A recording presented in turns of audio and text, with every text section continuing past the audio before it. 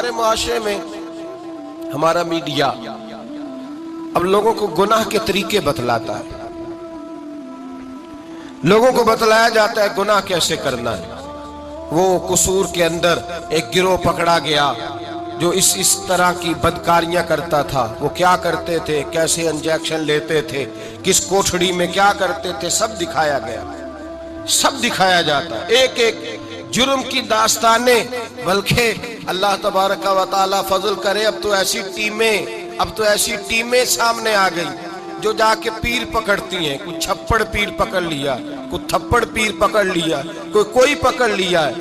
इनको ये भी तो एहसास होना चाहिए कि ये पीरी मुरीदी एक मुकद्दस शोबा है, ये रसूलुल्लाह की विरासत है। जहां तुम ये बात बयान करते हो कि ये थप्पड़ पीर मिला है, वहां ये क्यों नहीं बयान करते? एक पीर ऐसा भी है दुनिया में जो अजमेर के टिल्ले पे बैठा है और 90 लाख को कलमा पढ़ा के मुसलमान कर गया है। ये चीज तुम क्यों बयान नहीं करते?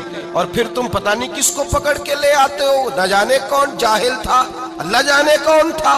तुम आओ मैदान के अंदर, हमारे सामने बैठो, हम तुम्हें कराची से लेकर खैबर तक लाखों खानकाहें ऐसी दिखाएंगे जहां आज भी खुदा का नाम लिया जाता है और मोहम्मद रसूलुल्लाह का दीन पढ़ाया जाता है। तुम लोगों को गुमराह करते हो, तुम लोगों को बतलाते हो कि ये सारे इस तरह के होते।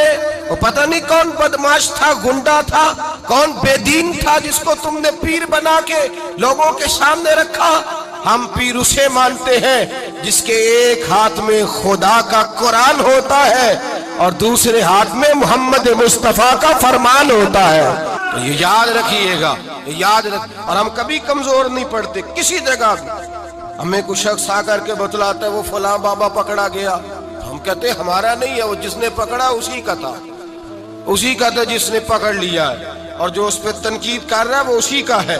झूठ बोलते हैं लोग, झूठ बोल बददियानती का मुजाहरा कर जुल्म करते हैं।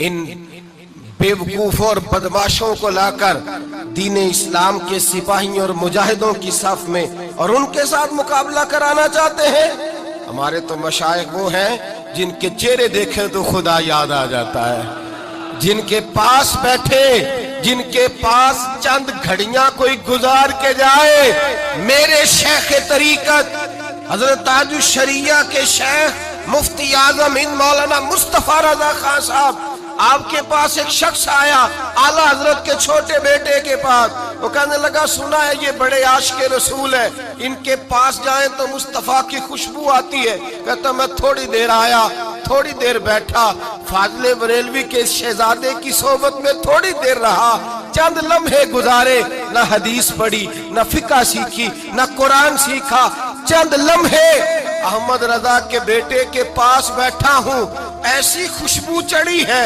घर जाते ही जुबान पर दुरूद ही जारी रहा है। सोने लगा हूँ तो दुरूद जारी, खुशबू जारी, सलाम जारी। मेरी आंख बंद हुई है तो मुझे मदीने वाले महबूब का दीदार नसीब हो गया। नशे ही है, अपनी फोटो लगा लेना, सारा दिन उसी को देखते रहना। और बड़े बड़े सियाने बंदे जो वज़ादार हैं, बड़े वज़ादार लोग हैं, लेकिन वो भी संजीदगी के कायल नहीं, इस तरह के नशों का शिकार है। ये सारे नशे हैं जो हमने पाल लिए।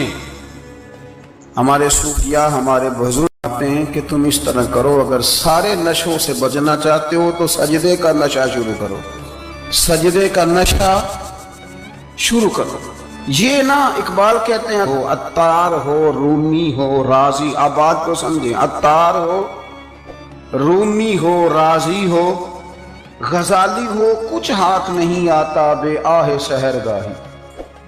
कहते बहुत बड़ा सूफी हो जैसे फरीदुद्दीन अत्तार थे, बहुत बड़ा तसव्वुफ का इमाम हो जैसे इमाम गजाली थे, बहुत बड़ा तफसीर का उस्ताद हो जैसे इमाम राजी हो। अत्तार हो, रूमी हो, राजी हो, गजाली हो, पर कुछ हाथ नहीं आता बे आहे सहरगाही। अगर सवेरे उठ के रोता नहीं ना अल्लाह की बारगाह, अगर तहज्जुद नहीं ना पढ़ता तो कुछ हाथ नहीं आता बे आहे, फिर इसको कोई चीज नसीब।